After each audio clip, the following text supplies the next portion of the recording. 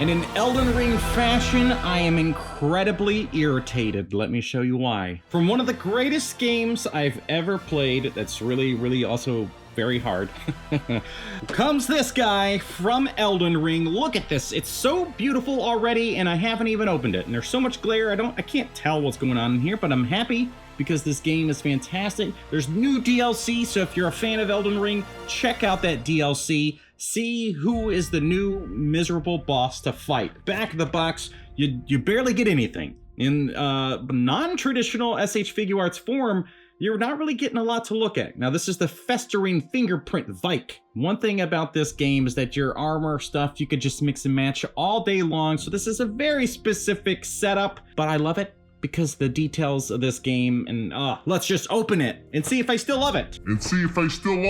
Let me know down in the comments what your build was. I tried a couple, but bleed build was my go-to, and that was the only way I could beat Millennia. Millennia. Wait, what?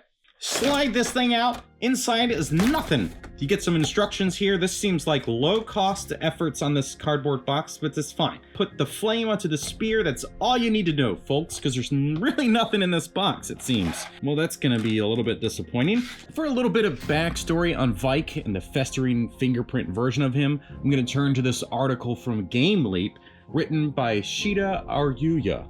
And I apologize for saying your name wrong, because I'm an idiot. It's my fault. Vyke came to the lands between and became a prominent figure among the tarnished. He joined the Round Table Hold. In Elden Ring, Vyke, known as Vyke the Dragon Spear, his special spell, Vyke's Dragon Bolt, enveloped him with his wicked war spear in crackling electricity. Although all of this is covered in flames. Probably for some reason. Many considered Vyke the closest any tarnished had come to claiming the throne of Elden Lord. Whatever truth lies in old rumors, the result was a disaster. Vyke emerged as the terrifying Festering Fingerprint Vyke. The once proud knight was now engulfed in flames. There it is. And as a bonus, here's my cat. You guys have a weird video if this is your first one. All right, well, there's not a lot to look at, so let's find out if this thing is worth the $60, because now that's out of the plastic, I'm thinking this looks like PS4 graphics quality. Oh, no. Anyway, let's start over here. You get some hands. You get a left and right gripping hand so that he can just hold the spear normal style. And then you get a left and right of this so you can hold it at an angle, which is good for thrusting. And then you get this hand left and right, which is a nice relaxed hand. It's simple, it's basic. I'm starting to dislike this thing a little bit. You get the spear, which looks really good. You got all of these details here. Look at the paintwork. It's looking nice. I like that. One thing I want to say about this line, it would be really cool if they did tons and tons of figures so that you could kind of mix and match, build your own thing, instead of just having this one dude from the game. This guy.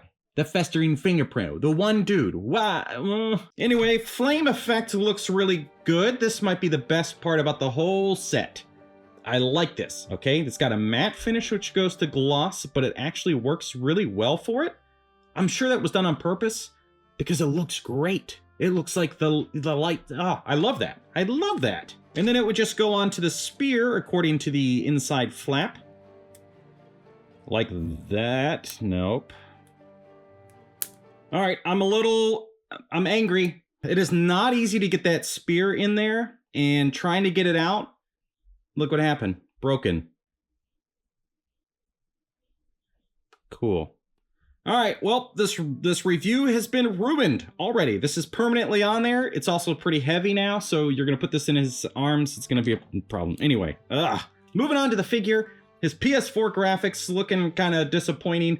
It's just like, it's the way that the armor looks. I don't know. Maybe you're looking at this thing and you're like, yeah, it looks like armor, it looks like it's beat up and stuff, but it just doesn't have the quality behind it that I would expect out of SHFiguarts. The cape is a softer rubber, plastic stuff.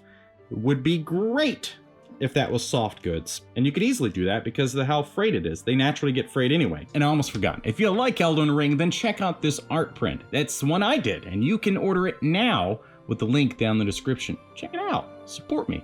11 by 17 is big. ish. On the inside, underneath, looks fine. The detail, I'm pretty upset about the spear.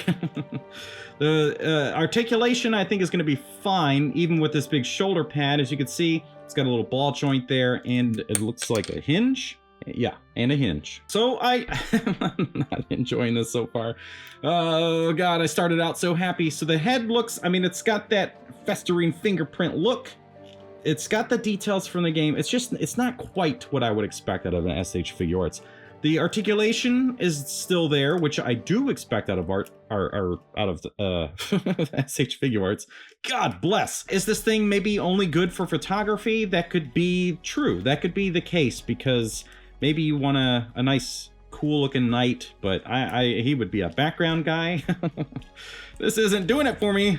And I'm sure through the posing stuff, it's gonna look pretty cool, especially with the lighting and everything. I just don't know that this guy's worth the $60 for a game that is very hard and then has so many characters. What I would want is Millennia, which we did get a tease of at some show in Japan, so hopefully that thing is not too far away. That is a work of art, and it is a more iconic character. I think that's definitely going to be the way to go. But in classic Elden Ring fashion, this was very, very frustrating, and I'm just upset, and I don't know if I should have bought it. Just like the game. You feel that way all the time, and then 100 hours later, you're like, I did it.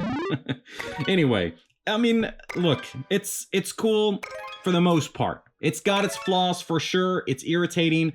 If you have a bunch of other figures, then it's probably going to look cool. But as it is, I do not think this thing is worth grabbing for $60. You're just not going to be that happy with it. And if you already bought it and you are happy with it, please tell me why.